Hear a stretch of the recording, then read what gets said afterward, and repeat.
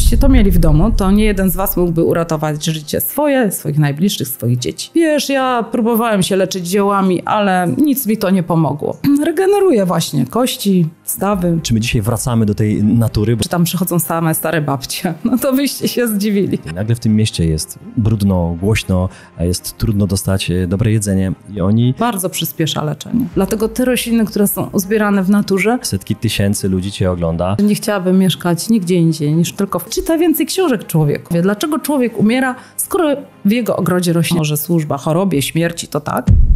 Gościem dzisiejszego odcinka jest Barbara Kazana, naturoterapeutka, która wcześniej studiowała farmację na Wydziale Farmaceutycznym Akademii Medycznej we Wrocławiu. Od 28 lat jest jednak wierna naturoterapii. Proste i naturalne metody, które stosuje, przywracają jej pacjentom zdrowie i odporność.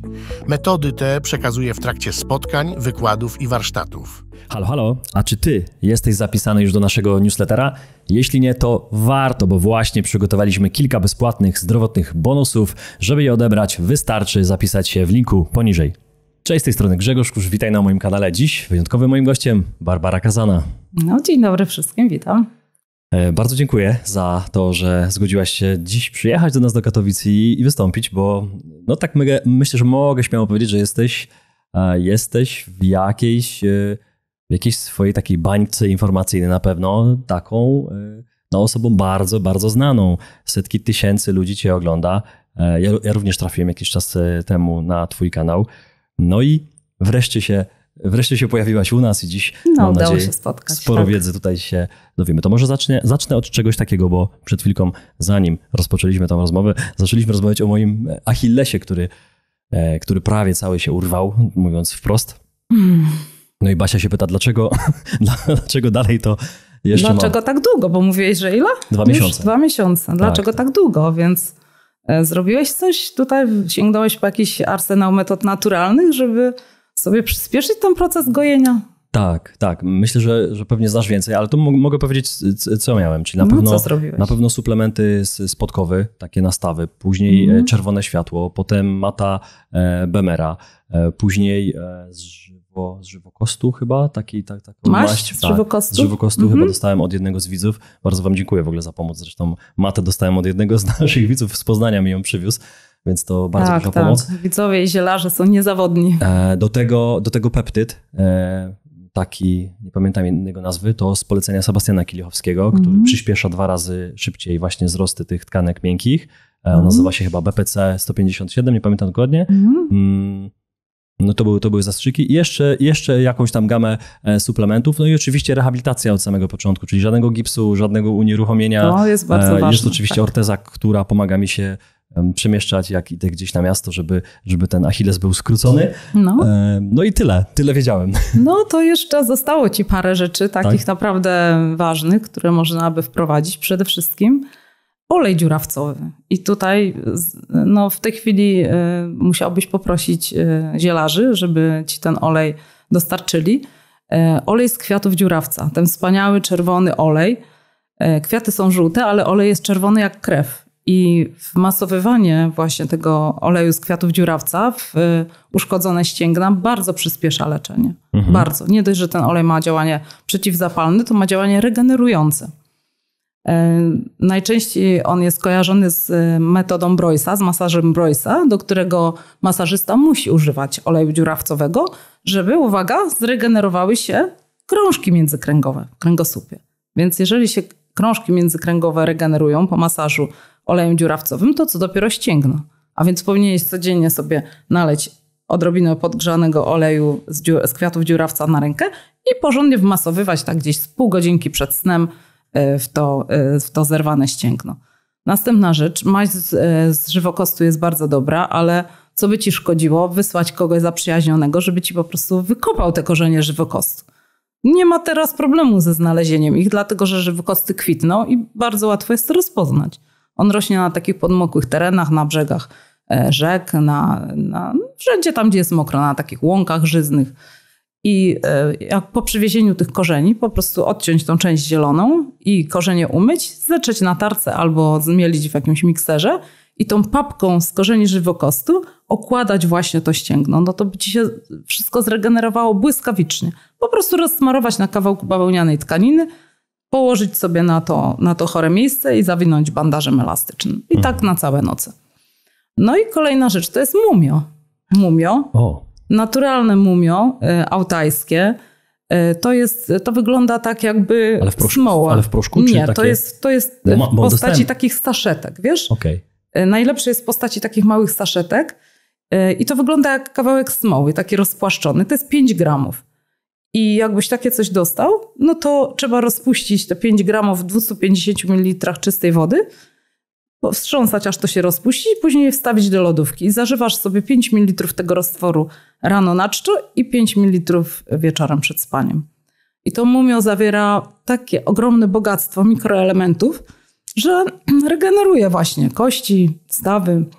Także te składniki 3 ja bym ci jeszcze radziła właśnie wprowadzić do swojej terapii. Bardzo dziękuję. Myślę, że skorzystam, tym bardziej, że dostałem ostatnio w prezencie mumio, ale właśnie w proszku. Czy takie też mogę? Tak, oczywiście, że możesz, ale jak już będziesz szukał następnego, to postaraj się o takie właśnie saszetki. To jest czarne, wygląda jak smoła, pachnie jak suszone śliwki, ale w przeciwieństwie do smoły świetnie rozpuszcza się w wodzie. Wow. Ale początek, co? Zobaczcie, w ogóle to nie było zaplanowane. Wymyśliliśmy to bardzo spontanicznie, kilka sekund przed wejściem, a ty rzucasz tu po prostu takimi pomysłami jak z kapelusza. Skąd ty to masz? Trzeba by było zapytać. To jest w naturze po prostu. A skąd ja to mam? Skąd ty to masz? No tego nie wiem, dlatego że to jest po prostu w człowieku. Ja to mam od kiedy pamiętam, od zawsze. Już jak byłam dziewczynką małą, która była w 1. klasie szkoły podstawowej, to moim ulubionym zajęciem, jak tylko przyszłam ze szkoły, a wtedy się wychodziło od razu na podwórko, człowiek rzucał tornister, tak było. Babcia tam jakąś kromkę chleba do ręki dała i biegnij, baw się. No to było zbieranie roślin, jeszcze nie wiedziałam, które są lecznicze, ale po prostu rośliny niektóre mi się bardziej podobały od innych i zbierałam te rośliny, przynosiłam do domu i prosiłam mojego tatę, żeby mi dał trochę wódki, żebym mogła zrobić nalewki. Nie wiem, skąd mi się to wzięło. Tak. I miałam takie małe buteleczki z koreczkami. Tato mi to wszystko umożliwiał, dlatego że mądrzy rodzice po prostu patrzą na to, czym dziecko się interesuje i umożliwiają ten rozwój w tym kierunku. No więc przynosiłam te rośliny i cięłam je na małe kawałeczki i do tych buteleczek właśnie zalewałam w tych buteleczkach wódką, którą mi tato dał, żebym sobie te nalewki zrobiła. No i nie wiedziałam, która jest na co, prawda? Bo nie wiedziałam nawet wtedy, jak te rośliny się nazywają. No ale bardzo lubiłam później, jak już to się odcedziło, oglądać sobie, że każda ma inny kolor, inny zapach, więc to były takie moje ulubione zajęcia. Już te rośliny pociągały mnie od kiedy pamiętam. Niesamowite. Mądrzy rodzice, faktycznie to ważne. Tak.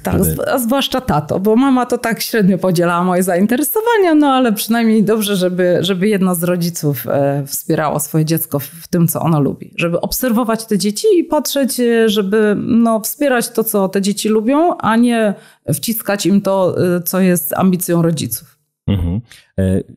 Skojarzenie mi się takie pojawiło, jak wspomniałaś o tym, że jako mała dziewczynka przynosiłaś do domu. Myślałem, że będziesz to wklejać do zeszytu, bo ja pamiętam, że u mnie było coś takiego w szkole i jak przez mgłę, nie wiem jak to nazwać, ale to jakiś zeszyt był taśmą. Ale to też robiliśmy. Tak, to się nazywało zielnik. Zielnik, właśnie. Zielnik, tak. Zielniki się robiło, tak. Trzeba było zbierać ileś tam roślin, niekoniecznie leczniczych, po prostu roślin i trzeba było to zasuszyć między gazetami, książkami się przyciskało i wklejało się. Staraliśmy się uzyskać wszystko, i żeby kawałek korzenia był, najlepiej, żeby roślina była w trakcie kwitnienia, bo wtedy to już cechy charakterystyczne najłatwiej rozpoznasz. No i później opisywało się, jak się ta roślina nazywa. Najlepiej, żeby była nazwa polska, łacińska, tylko to już później, to nie wiem, czy pod koniec szkoły podstawowej, czy w liceum nawet, i gdzie została znaleziona. No i można było jeszcze króciutko opisać jej właściwości. To pamiętam. A jak byś oceniła dzisiejsze czasy? Bo się często mówi, że dzisiaj to jest, kiedyś to było. Ty obserwujesz ten czas twojej młodości. Powiem ci, że... Czy my dzisiaj wracamy do tej natury? Bo takie właśnie... Wracamy. To jest po prostu ogromny powrót. Ogromny. Takie zainteresowanie naturoterapią i ziołolecznictwem jak teraz, to ja nie pamiętam. A naprawdę pracowałam jako naturoterapeutka ponad 25 lat. Także nigdy takich czasów nie było. Przynajmniej tak jak ja pamiętam. Ludzie przypominają sobie, że u nich w rodzinie gdzieś tam jakaś babcia czy prababcia już usiłowała ich uczyć tego, że dziadek tam się tym zajmował, prawda, miał pszczoły, a jednocześnie prowadził tą swoją wnuczkę i pokazywał, zobacz, to jest taka roślina, to jest taka, ona jest na to, ona na tamto. Także zainteresowanie naturoterapią, czyli to jest coś więcej niż ziołolecznictwo, bo to jest w ogóle szeroko pojęte metody naturalnego leczenia, przywracania zdrowia czy zachowywania zdrowia, no to taki powrót do tych metod, jak obserwujemy od jakichś 3, 5 czy 3 lat, no to nigdy tego nie było. A zwłaszcza, no pewnie wiesz, co to przyspieszyło bardzo. Pandemia oczywiście. Od czasu pandemii ludzie tak bardzo zainteresowali się, jak samodzielnie sobie radzić, no powiedzieli, że nikt inny pomóc im nie może, tylko oni sobie sami albo sobie wzajemnie. Tak, ten czas był wyjątkowy. Faktycznie ludzie otwarli oczy. Ja ostatnio słuchałem kilka twoich rozmów i tam wspominałaś, bo można by było stwierdzić, no okej, to kto się tymi ziołami, co wspomniałeś, jakieś babci od dziadku, to pewnie przychodzą same dziadki i się tym interesują, bo oni mają czas. A ty wspomniałaś, że tam przyszedł na jakieś warsztaty 20 kilku latach, że bardzo jest wręcz przeciwnie. Mnóstwo młodych ludzi, którzy przychodzą ze swoimi dziećmi. Mało tego, wyprowadzają się z miast na wieś, bo może ten taki, wiecie, zielony, złoty sen, że będę w mieście mieszkać i będzie wszystko pięknie. Nagle w tym mieście jest brudno, głośno, jest trudno dostać dobre jedzenie i oni szukają tego miejsca, którego nie znaleźli. Idą, przeprowadzają się na wieś, więc ty powiedziałeś, że tam jest mnóstwo młodych ludzi. Faktycznie tak jest? Mnóstwo, tak. Ja prowadzę warsztaty już od 9 lat. To są takie warsztaty, na których ludzie uczą się, jak oczyszczać swoje organizmy z pasożytów. Jednodniowe. Ale takie bardzo, jak to powiedzieć, wyczerpujący temat, czyli takie intensywne, że jest bardzo intensywna część teoretyczna i taka porządna część praktyczna, że po prostu kursanci sami sobie to wszystko wykonują, tylko pod moim kierunkiem. No i właśnie ktoś mnie zapytał, czy tam przychodzą same stare babcie. No to byście się zdziwili. Nie dość, że często na warsztatach jest po prostu pół na pół mężczyzn i kobiet, bo to są maleńkie grupy, tylko 10-osobowe. Bo ktoś myślał, że to tylko stare babcie, nie? Same kobiety. A to nie. Młodzi mężczyźni, młode kobiety, ludzie, którzy mają dzieci, właśnie małe dzieci, albo ci, którzy chcą mieć dzieci, a na przykład nie mogą się doczekać. I tu też jest bardzo ciekawa sprawa, bo z tego, co tylko mi wiadomo, to właśnie spośród tych ludzi, spośród tych kobiet, które przyszły sobie na te warsztaty, zrobiły sobie samodzielnie tą kurację, z powodu tego, że nie mogły się doczekać potomstwa. No to w tej chwili już 8 kobiet po zrobieniu tej kuracji oczyszczającej z pasożytów zaszło w ciążę i urodziło zdrowe dzieci. I to, powiem ci, to jest bardzo ciekawa historia, dlatego że podczas kuracji oczyszczającej w ogóle nie wolno się starać o dziecko, bo powinien być organizm najpierw oczyszczony, a później powinno nastąpić zapłodnienie. Natomiast te kobiety tak dalece nie wierzyły, że one w ogóle mogą się doczekać dziecka, no bo przecież pan doktor powiedział, że to jest niemożliwe, że tylko in vitro, że jak pani ma policystyczne jajniki albo endometriozę, no to macierzyństwo jest w ogóle niemożliwe, to jakiś cud musiałby się wydarzyć. Więc one tak dalece nie wierzyły, że w ogóle uda im się zajść w ciążę, że nie zabezpieczały się podczas stosowania tej kuracji oczyszczającej. No i mamy 8 dzieci. Zdrowych, żywych.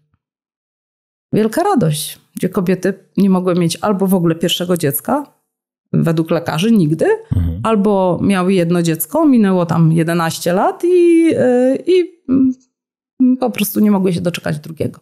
Byłem ostatnio na spotkaniu na kawie u pewnego małżeństwa i taką historię związaną właśnie z nimi usłyszałem tam. Więc gdybyś ty mi dzisiaj to powiedziała, to co teraz, to mógłbym powiedzieć niemożliwe, ale ja spotkałem takich ludzi miesiąc temu i ta historia u nich była dokładnie taka sama, gdzie lekarz powiedział absolutnie możecie sobie pieska kupić co najwyżej. Tak, też to słyszałam wiele razy. I tam po tym domu, gdzie byliśmy, dwoje dzieci biegało, kilkuletnich, więc właśnie to jest to, że... No. Jest oczywiście więcej przyczyn tej niemożności zajścia w ciążę niż pasożyty, żeby nie było później, że tylko pasożyty. Ale no to jest szerszy temat. I teraz wiesz, mieliśmy takie spotkanie dotyczące właśnie zdrowia dzieci w ten weekend, który minął, 1 i 2 czerwca. Taki festiwal Jesteście przyszłością świata, właśnie poświęcony tej tematyce. Piękna nazwa. Tak. I podeszło do mnie wiele kobiet właśnie z dzieciątkami w chustach. No i płakały po prostu. Też cieszyły się, że udało się, że się udało na ich warunkach. No bo to było bardzo dużo, poświęciliśmy tam prelekcji porodom lotosowym, porodom domowym, naturalnym. Żeby kobiety i dzieci nie musiały przechodzić tej traumy narodzin. Tak. Piękna aura porodu, wszystko. Mówię o tym jako świeży ojciec 8-9 już prawie miesięcznego Franka i pamiętam szpital, to wszystko, jak to wyglądało. Więc dużo się mówi, że to jest takie, a mało się mówi o tych minusach, które gdzieś tam się pojawiają, nawet jeśli się rodzi w jakimś prywatnym szpitalu, co w naszym przypadku miało miejsce, ale i tak nie da się wszystkiego zaplanować i ta trauma, te trudy to są spore. Trzeba się przygotować dużo wcześniej. Bardzo. A jeżeli już w szpitalu było urodzone, to na pewno przy drugim dziecku podejmiecie inną decyzję. Z całą pewnością. Jak rozmawialiśmy z położnymi, to ja nie wierzyłem, jaka ilość porodów domowych jest dzisiaj wykonywana, tak to można nazwać. One powiedziały, że naprawdę wczoraj 2 porody domowe. Tak. Jak to wczoraj 2 porody tylko ty?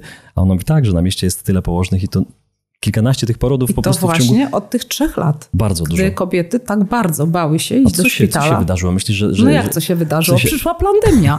I kobiety, które nawet miały zaplanowany poród w szpitalu, tak bardzo bały się tam pójść, no bo byłyby same. Nic by nie mogły zrobić, nie miałyby żadnego wpływu na to. Tak. Nie mógłby być przy nich mąż czy partner. Więc miał ich pilnować. Miał pilnować dziecka. Miał pilnować, żeby dziecko nie zostało poddane niechcianym przez nie procedurom. A tymczasem, jak przyszła pandemia, no to przecież wiesz, nie miał mąż w ogóle wstępu do szpitala. Kobieta zostawała sama. I to po prostu była taka lawina. To ruszyło wtedy. No, ku mojej olbrzymiej radości, dlatego że ja zawsze namawiałam kobiety, żeby jednak rodziły w domach, w zaciszu swojego domu, w baseniku, w wannie. No i też namawiałam taką jedną dziewczynę z naszej rodziny. Mówię, zobacz, ja mam tutaj luksusowe warunki, piękna wanna, przyjdziesz sobie z położną, urodzisz. Nie, w szpitalu będzie bezpiecznie. No i przyszła pandemia. I wszystko się odwróciło o 180 stopni. I poród się odbył właśnie u mnie w wannie. Przyszedł na świat prześliczny synek i my tam z mężem podsłuchiwaliśmy pod łazienką, bo ona była tylko z mężem swoim i położną. No co tam się dzieje? To słuchaj, cisza, całkowita cisza. Nie było w ogóle słychać, że w tym domu kobieta rodzi. Po czym drzwi się otworzyły, kłęby pary z łazienki wychynęły i położna mówi, możecie już zobaczyć. No. I już było dziecko na świecie. Także ani dziecko nie krzyczało, wbrew tym opiniom powszechnym, że dziecko musi wrzeszczeć, jak się urodzi, bo to znaczy, że jest silne, żywe i zdrowe. Nie. Wrzeszczy, bo się boi, bo ma traumę tych narodzin. Natomiast to dziecko, które przychodzi na świat właśnie w wodzie, w takich warunkach, na warunkach swojej matki czy ojca, nie ma potrzeby wrzeszczeć. Ono wydaje tylko taki cichutki, jakby powiedzieć, jak takie coś, miałknięcie jak tygrysek mały. O, ja to tak bym powiedziała. I kobieta też nie krzyczy, bo to wcale nie boli, jak się rodzi w wodzie. Zresztą sama też rodziłam swoją najmłodszą córkę w wannie z wodą, to wiem, jak to jest. No myślę, że szeroki temat. Dzisiaj akurat o porodach nie będziemy rozmawiać, bo tych tematów jest mnóstwo, ale chciałbym pójść kawałek dalej, krok dalej i przeanalizować to, co ty widzisz, to, co ty robisz. My jesteśmy w Polsce, mieszkamy w Polsce, państwie, który ma najprawdopodobniej, z tego co pamiętam, największą ilość aptek w Europie, gdzie kolejki się ustawiają często w tych sezonach. Z drugiej jednak strony mamy sklepy, również ziołowe, które coraz częściej znikają. Też słyszałem, że chyba nawet jakaś ustawa się pojawiła, nie wiem, czy ona została klepnięta, mówiąc wprost, że gdzieś to powoli ma zanikać. Z drugiej, z trzeciej strony jesteś ty, która pokazujesz na łąkach, która przyniosłaś tutaj mnóstwo dzisiaj specyfików, zaraz o nich będziemy rozmawiać. Czy ty myślisz, że jest powrót do tej natury jeszcze bardziej? No bo te apteki oczywiście mają swoich wyznawców, tak to trzeba powiedzieć, ludzie tam biegną z każdą pierdołą i wierzą, że ta apteka zmieni ich zdrowie, wcześniej nic nie robiąc, żeby to zdrowie zachowywać. Ale widać po wyświetleniach, po setkach komentarzy u ciebie pod filmami, że jednak nie nagrywasz próżnie. Powiem ci, że nie chciałabym mieszkać nigdzie indziej niż tylko w Polsce, dlatego że tutaj nie dość, że mamy ogrom ziół, to jeszcze mamy możliwości. Tutaj nic nie jest zabronione. Nie jest zakazane zbieranie żadnych ziół. My możemy korzystać ze wszystkich darów natury. Gdybyś mieszkał we Francji, no to tam nie możesz nic. Tam, czy w Szwajcarii, to tam jak się gdzieś pojawi nawłoć, to natychmiast masz obowiązek skosić, dlatego że to jest roślina inwazyjna. U nas też się mówi, że jest inwazyjna, ale nikt nie nakazuje ci jej wykorzeniać, wyrzucać tego wszystkiego, palić i tak dalej. Możesz sobie po prostu w każdej chwili pojechać na łąkę i te łąki wcale nie są zagrodzone. Masz wiele miejsc takich dzikich, czystych, że możesz sobie te rośliny lecznicze nazbierać. Nikt ci tego nie zabrania. No ja to bardzo propaguję, dlatego że no, jakkolwiek sklepy zielarskie oczywiście są potrzebne, ale uważam i wszyscy to wiedzą, że jednak tych roślin uzbieranych w naturze nic nie zastąpi. Dlatego, że one mają zupełnie inne właściwości. Rośliny ze sklepu zielarskiego niestety są to rośliny higienizowane. Są poddawane procesowi tak zwanej higienizacji, czyli jest to naświetlanie, pewnego rodzaju promieniowaniem, poddawanie wyższej temperaturze, gorące powietrze jest przepuszczane i wiele takich tam innych jeszcze procedur. I to jest robione celowo. Celowo, żeby człowiek, który kupi sobie roślinę leczniczą w sklepie zielarskim i próbuje się tym kurować, żeby powiedział za miesiąc drugiemu człowiekowi: wiesz, ja próbowałem się leczyć ziołami, ale nic mi to nie pomogło. No tak, człowieku, nic ci nie pomogło, jeżeli ty kupiłeś sobie torebkę ziół w sklepie zielarskim. Natomiast zupełnie inną wartość leczniczą ma ta sama roślina uzbierana w naturze. I tu ci powiem, że jest dr Henryk Różański, doktor biologii, który o fitoterapii mówi bardzo dużo i prowadzi swoją stronę. I on poddał takim badaniom, bo on robi badania z zawartości substancji czynnych w roślinach. I poddał badaniom melisę kupioną w sklepie zielarskim i melisę, którą zebrał ze swojego własnego ogródka. No więc w tej melisie ze sklepu zielarskiego było substancji czynnych prawie zero. Natomiast roślina z jego ogródka była pełna tych substancji czynnych i tak samo jest właśnie z roślinami, które rosną w naturze. Dlatego, że one, jak już urosną sobie w naturze same, no to one wiedzą, dlaczego tam urosły. One sobie wybiorą towarzystwo innych roślin, które im akurat odpowiada. Taką glebę, takie miejsce, które jest dla nich najlepsze. Te rośliny są wysmagane przez wiatr, są ogrzane przez słońce, spadnie na nie deszcz i one po prostu jak gdyby przezwyciężyły te wszystkie przeciwności losu i wyrosły najlepsze. Najlepsze, pełne substancji czynnych. Dlatego te rośliny, które są uzbierane w naturze, nie mają sobie równych. A już nie mówiąc o tym, że tych najcenniejszych roślin wcale nie kupisz w sklepie zielarskim. Na przykład, czy ktoś widział w sklepie zielarskim ziele czyśćca leśnego? No nie widzieli. Gdzieś tam z Czech sprowadzają sobie. Jak ja o tym powiedziałam, to mówili, że tylko gdzieś tam z Czech można. Albo krwiściąg lekarski. Kłącze i ziele krwiściągu lekarskiego. Niezwykle cenne rośliny. Czyśćcem lekarskim, czyśćcem leśnym, zresztą jest też czyściec lekarski, czyli bukwica, to jest troszkę inna roślina, to możesz wyleczyć siebie z bardzo wielu chorób, między innymi chorób stawów. Nikt o tym nie wie, bo u nas się tylko lansuje rośliny przywiezione, importowane skądś tam, na przykład czystek. No bo to jest biznes, na tym się zarabia. A o czyśćcu nikt wam nie powie. No więc ja staram się zapełniać tą lukę. A czystek bardzo popularny w sensie marketingowo, na pewno to doszło nawet do mnie kilka oczywiście. lat temu, gdzie wszystkie moje koleżanki znajome piły herbatkę z czystka, bo mówiły, że to w jakimś programie telewizyjnym śniadaniowym powiedziano. Przyszła pani, no i teraz trzeba już odstawić zieloną herbatę czy białą herbatę, teraz pijemy. I pić czystek, tak. To są takie mody, wiesz, one przemijają. Ludzie jednak przekonali się, że to, co rośnie na naszej ziemi, to jest dla nas po prostu. Dlaczego my tu zostaliśmy postawieni? I są tutaj te rośliny konkretnie. Dlatego nic nie ujmując tam innym terapiom, ja nie jestem zwolenniczką leczenia się, my tutaj, Polacy, na przykład ziołami chińskimi. Albo ziołami, które rosną gdzieś tam w Indiach. Dlatego, że uważam, że jeżeli Bóg nas tutaj postawił na tej ziemi, to dał nam takie rośliny, które są dla nas do leczenia chorób. I pięknie to już dawno mówił ojciec Czesław Klimuszko w swojej książce Wróćmy do ziół leczniczych. My mamy szałwię.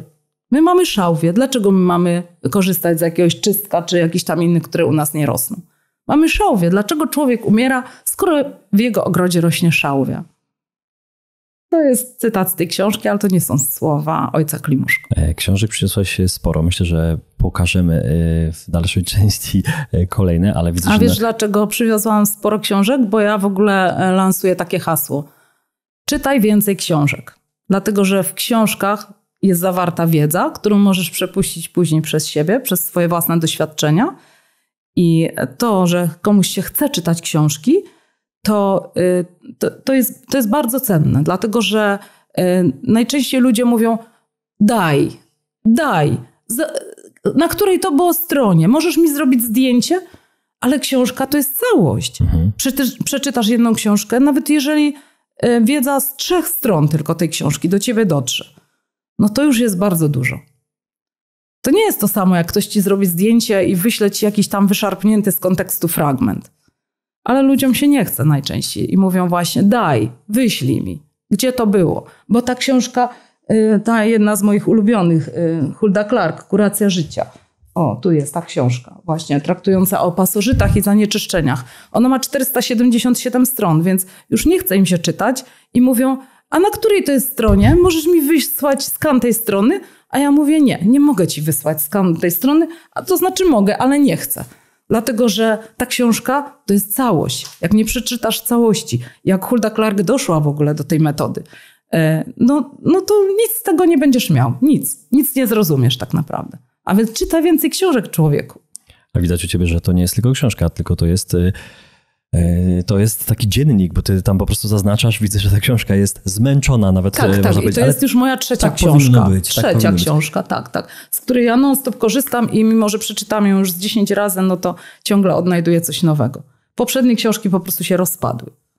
Z takiego intensywnego używania, tak. Okej. To ja bym zerknął na chwilę, bo możemy oczywiście wracać jeszcze na ten drugi stoliczek na chwilkę i chociaż jedną rzecz, żebyśmy teraz zrobili taki mały przerywnik, jedną rzecz, żebyś wskazała, którą przyniosłaś i dlaczego ją tutaj przyniosłaś do studia. Pokażę wam coś, co chciałabym, żebyście teraz zrobili, bo to właśnie jest ten czas. I trzeba o tym mówić cały czas. To jest nalewka z zielonych orzechów włoskich. No i ponieważ orzechy włoskie już są w tym momencie właśnie do zbierania i do robienia nalewki, no to powiem o tym na początku. Ludzie, gdybyście to mieli w domu, to nie jeden z was mógłby uratować życie swoje, swoich najbliższych, swoich dzieci. Jest to nalewka zrobiona właśnie, w tym roku trzeba ją robić szybciej, bo właśnie na początku czerwca, dlatego że już w tej chwili gdzieniegdzie, tam gdzie te orzechy się uchowały, no bo wiesz, że było bardzo dziwne zjawisko, że wystąpił mróz, wtedy kiedy orzechy kwitną i wystąpił taki bardzo dziwny mróz, bo taki przymrozek w nocy występuje co roku, ale nic się tym roślinom nie dzieje. Natomiast w tym roku, i wiem, że to nie była sprawka naturalna, tylko było to sztucznie wywołane, 2 noce wystąpił taki mróz, że kwiaty wielu roślin, wielu drzew, między innymi właśnie orzecha włoskiego, po prostu obumarły. Zostały przez ten mróz jakby sparzone, tak można powiedzieć. Mimo, że to trochę się kupy nie trzyma, ale po prostu wszystko zwisło i takie brązowe właśnie już kiście wisiały. I oczywiście orzechy się odrodziły, wypuściły liście, no ale już kwiatów mieć nie będą. Dlatego, że kwiaty są przed liśćmi u orzecha włoskiego. Ale gdzieniegdzie, w niektórych rejonach kraju tego zjawiska nie doświadczyliśmy i stamtąd właśnie te orzechy można sobie zebrać, sprowadzić, czy dowiedzieć się od innych ludzi, którzy tam mieszkają, żeby poprosić, żeby wam wysłali. No ja też tak będę musiała zrobić, dlatego że u nas na Dolnym Śląsku niestety to dziwne, nienaturalne zjawisko wystąpiło. To wiedzą też ci, którzy mają winorośl, którzy mają czereśnie. Ani jednej czereśni u nas tam, na przykład w okolicach Ślęży, gdzie mamy wielkie sady czereśniowe, ani jednej czereśni nie było i nie będzie. Dlatego, że wszystko zostało przez ten mróz unicestwione. No i teraz czemu powiedziałaś, że mając taką nalewkę można uratować całą swoją rodzinę? No dlatego, że ta nalewka ma bardzo silne właściwości lecznicze. Jeżeli masz taką nalewkę i tutaj pokazuję wam, ta nalewka jest nieutleniona. To jest nalewka z zeszłego roku, 2023 i widzicie, ona jest przejrzysta. Na pewno widzicie pod światło, jaki ma piękny kolor, taki zielonkawy. i ta nalewka jest nieutleniona. Gdyby była utleniona, to by była cała czarna. Nie byłoby przez nią nic widać. Te orzechy byłyby czarne i nalewka też. Natomiast jak ma taki przejrzystą barwę, jest przejrzysta i ma barwę od zielonkawej do takiej beżowawej, ale widać przez nią wszystko, to jest nalewka nieutleniona, czyli nie dostał się tam tlen, została ona wykonana w odpowiedni sposób i taka nalewka ma silne działanie przeciwpasożytnicze, a można nią uratować całą rodzinę, bo jak na przykład ktoś dostanie boleści brzucha, czy tak zwanej jelitówki, grypa jelitowa, grypa żołądkowa, tak to się nazywa. I jeżeli macie taką nalewkę w domu i podacie temu delikwentowi co godzinę 5 ml w kieliszku wody, albo jak ktoś jest większy, grubszy, starszy i większy, 10 ml co godzinę w kieliszku wody, aż do ustąpienia objawów i jeszcze przez parę godzin dłużej, to ten człowiek zostanie natychmiast uratowany, bo ona ma bardzo silne działanie przeciwbakteryjne. Te wszystkie bakterie, które tam zasiedliły, które zostały spożyte z nieświeżym pokarmem na przykład, czy właśnie przy jelitówce, no to mówi się, że są to wirusy, zostaną unicestwione przez moc tej nalewki. Więc nieraz już został taki człowiek uratowany, gdzie lekarz nawet, który przyjechał później do tego chorego, no bo zawezwano pogotowie, bo on tam skręcał się z bólu, zapytał, a co podaliście temu człowiekowi? No to ktoś tam powiedział, no że dostał tak sporą ilość, no tak 1/3 szklanki nalewki z orzechów, troszkę rozcieńczoną wodą i mądry lekarz powiedział, no to uratowaliście temu człowiekowi życie. No bo to są jednak ciężkie czasem sprawy, nie? Takie zatrucia, a to po prostu natychmiast unicestwi te groźne bakterie. No i też my znamy tą nalewkę zielarze jako jeden z niezbędnych składników właśnie kuracji oczyszczającej organizm z pasożytów. Między innymi właśnie metodą dr Huldy Clark. Ale nie tylko. Okej, to pojawiło się tutaj stwierdzenie, którego się przyczepię w tym momencie. Zaraz wrócimy pewnie do tego stoliczka pełnego twoich prezentów, które tu przyjechały razem z tobą. Powiedziałaś, przyjechał mądry lekarz. I tu chciałem się na chwilę zatrzymać i zapytać cię, w jaki sposób środowisko lekarskie, którzy wiele lat poświęcają na naukę, na praktyki, na to, żeby robić to, co robią, żeby ratować też oczywiście ludzi. Jak oni cię oglądają, czy oni do ciebie piszą, czy oni komentują twoje filmy? Jak mówisz, że przyjechał lekarz i stwierdził bardzo dobrze, że coś takiego się wydarzyło. To nie było akurat u mnie. Tak, to była historia opowiedziana przez tam czytelniczkę. Ale dokładnie ta sama nalewka z tych orzechów tam się pojawiła i ktoś stwierdził, że to jest świetne rozwiązanie. Z drugiej strony słyszymy często, że gdzieś właśnie ta naturoterapia, to ziołolecznictwo gdzieś tam jest zamiatane z boku i to nie, bo to przecież nie jest coś, czego my się uczymy, tego nie można promować, te sklepy zielarskie trzeba zamykać. Cały czas w mainstreamie pojawia się, mówimy o tym, że w Polsce wiele można, że mamy świadomych ludzi, mówisz, że na tych warsztatach jest mnóstwo ludzi i w ogóle takie materiały się pojawiają. Nie tylko na warsztatach, też na spotkaniach. Dokładnie tak. To już są tysiące. Co tak naprawdę, jak ty widzisz, że lekarze, którzy uczą się trochę jednak innych rzeczy na studiach medycznych i później zupełnie inne rzeczy robią w szpitalach i jednak ta farmacja wchodzi jako pierwsza. Jak oni reagują na to, co ty robisz? Oni przede wszystkim nie uczą się tego w ogóle na studiach. Ziołolecznictwo zostało z programu studiów medycznych usunięte już dawno, a kiedyś było. Podobnie parazytologia, czyli nauka o pasożytniczych organizmach w nas żyjących. Kiedyś to był potężny dział. Było to kiedyś na studiach medycznych? Tak, no ja jestem farmaceutką z wykształcenia i jak ja studiowałam, to mieliśmy parazytologię, to był normalny przedmiot, który się kończył zaliczeniem i trzeba było mieć cała taka książka, jeszcze do dziś ją mam, zarys parazytologii lekarskiej, całkiem pokaźna i bardzo tam skomplikowane te całe procesy, stadia rozwojowe i tak dalej. To musieliśmy mieć w jednym paluszku i zdawaliśmy z tego kolokwium zaliczeniowe czy egzamin, już nie pamiętam. A później po latach, jak zapytałam moją córkę starszą, która też studiowała farmację, zapytałam, a powiedz mi, na którym roku wy macie parazytologię? A ona mówi do mnie, a mamo, my nie mamy już parazytologii. Jak to nie macie parazytologii? Dla mnie to było po prostu, to był szok. No nie mamy parazytologii, to znaczy jest fakultet, ale nie musisz go wybierać. No ja mówię, co ty wybrałaś? No ja wybrałam, ale wielu nie wybrało, bo to jest bardzo trudne. I teraz wyobraź sobie, że na studiach medycznych, lekarskim, na wydziale lekarskim w tej chwili studenci mają tylko 15 godzin parazytologii przez całe studia, natomiast ziołolecznictwo zostało już dawno usunięte. Oni się tego w ogóle nie uczą. Natomiast chemii leków i w ogóle o lekach, no to mają praktycznie całe studia. No ale w tej chwili jest bardzo dobrze, dlatego że nawet lekarze już się obudzili.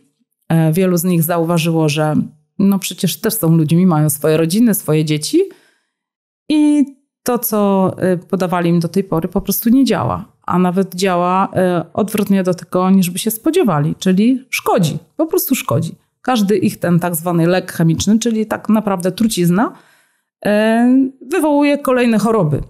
Każdy z nich ma skutki uboczne. To zresztą wcale producent tego nie ukrywa, bo w ulotkach jest wszystko napisane. Wystarczy ludzie, że przeczytacie ulotki. A niektórzy lekarze mówią, niech pan nie czyta ulotki. Niech pan nie czyta ulotki, bo się pan przestraszy. No więc nawet do tego zachęcają pacjentów, żeby nie czytali ulotek. A przecież ulotka jest dla pacjenta, tak? Jest po to, żeby ją przeczytać i żeby jednak dowiedzieć się, co ten lek może wywołać. No i wyobraź sobie, że nawet leki przeciwdepresyjne mają w tych ulotkach napisane, że skutkiem ubocznym jest depresja. Tak, depresja, bezsenność, myśli samobójcze, próby samobójcze. No to tylko ten jeden lek. Już nie mówię o innych, bo tych takich tragicznych skutkach jest cała masa. No może poruszę ten temat, bo jeszcze o tym nie mówiłam. Na przykład pochodne omeprazolu, czyli leki, które hamują wydzielanie kwasu solnego w żołądku. A przecież w żołądku powinno być bardzo niskie pH, między 1,2 a 2, dlatego że tylko taki silny sok żołądkowy powoduje, że jest całkowite trawienie białek i przechodzenie dalej tych składników odżywczych do jelit. Poza tym ten silny sok żołądkowy ma jeszcze inne ważne funkcje. A mianowicie właściwie 3/4 tego soku żołądkowego trafia do krwi i rozszczepia komórki uszkodzone i komórki nowotworowe i komórki stare. Więc silny sok żołądkowy, jak ktoś ma w żołądku, no to on też wywiera działanie, można powiedzieć, odmładzające. Więc ludzie, którzy mają naprawdę doskonały i silny ten kwas solny w żołądku, doskonale się czują, świetnie trawią, nie mają żadnych problemów żołądkowo-jelitowych i też młodo wyglądają. No i teraz jak oni przepisują te właśnie inhibitory pompy protonowej, czyli takie środki, które sprawiają, że ten kwas solny się nie wydziela, no to nie wiem, dlaczego oni nie chcą pomyśleć, że przecież robią temu człowiekowi krzywdę. Dlatego, że jak nie masz odpowiedniego stężenia kwasu solnego w żołądku, to nie będziesz trawił, będziesz się źle czuł i to wywołuje bardzo dalekosiężne skutki. A mianowicie jednym z nich jest rak trzustki. O tym się w ogóle nie mówi, ale jak tak się zastanowimy, jak tak posłuchamy, pomyślimy, przeanalizujemy, to możemy zauważyć, że wielu młodych ludzi, a zwłaszcza takich bardzo zabieganych, na przykład aktorów, właśnie zmaga się z tym rakiem trzustki i umierają z tego powodu. I teraz zastanówmy się dlaczego. Otóż będąc wiele godzin na planie filmowym, nie mogąc zjeść normalnego posiłku, często te przecież nagrania są od wczesnego rana, oni zarywają noce i mają tylko jakiś tam catering na planie filmowym, mają tak zwaną zgagę, czyli pieczenie, palenie, a przecież muszą być w doskonałej formie, tak? Bo muszą cały czas nagrywać. No więc co łykają? Łykają właśnie inhibitory pompy protonowej i tak postępują latami. I nic dziwnego później, że w młodym wieku umierają na raka trzustki. Pewnie wiesz, o kim mówię. Widzowie też na pewno wiedzą. Ale to nie był jedyny przypadek. Jak się tak dobrze tak poszukacie, no to ja analizowałam to i jeszcze jak przyjmowałam pacjentów, bo przyjmowałam tych ludzi przez ponad 25 lat. W tej chwili już od razu tutaj mówię, od 9 lat już nie mam gabinetu i nie robię tego. Prowadzę wyłącznie darmową działalność edukacyjną. Więc bardzo wielu tych pacjentów, którzy zgłaszali się z rakiem trzustki, w wywiadzie zgłaszali, że przez lata brali inhibitory pompy protonowej. I to nie mógł być już przypadek, bo tych ludzi było zbyt wielu po prostu. No i to jest tylko taki jeden, taki maleńki przykład, czym są tak naprawdę te leki. Natomiast zupełnie czym innym są zioła, rośliny lecznicze, czymś zupełnie innym. Mówi się nam kłamliwie, że rośliny lecznicze są skuteczne, ale tylko w długim działaniu, że efekty będziesz miał dopiero jak będziesz zażywał miesiącami. Spotkałeś się z tym? No widzisz, a to jest zupełnie nieprawda. Zupełnie nieprawda, bo dobrze dobrana mieszanka ziołowa, na przykład na zapalenie dróg moczowych, potrafi zadziałać w ciągu 2 dni. 2 dni. I miałam ludzi, którzy brali przez 3 tygodnie antybiotyki, zostawili już te antybiotyki, bo już lekarz pozwolił. I minęły 3 dni czy 4 i natychmiast ta infekcja dróg moczowych powracała. Natomiast już po 3 dniach zażywania dobrze dobranej indywidualnie dla tego człowieka mieszanki ziołowej, plus jakaś mikstura też z tym skoordynowana, dawała mu trwałe wyleczenie i nigdy więcej już nie musiał brać antybiotyków.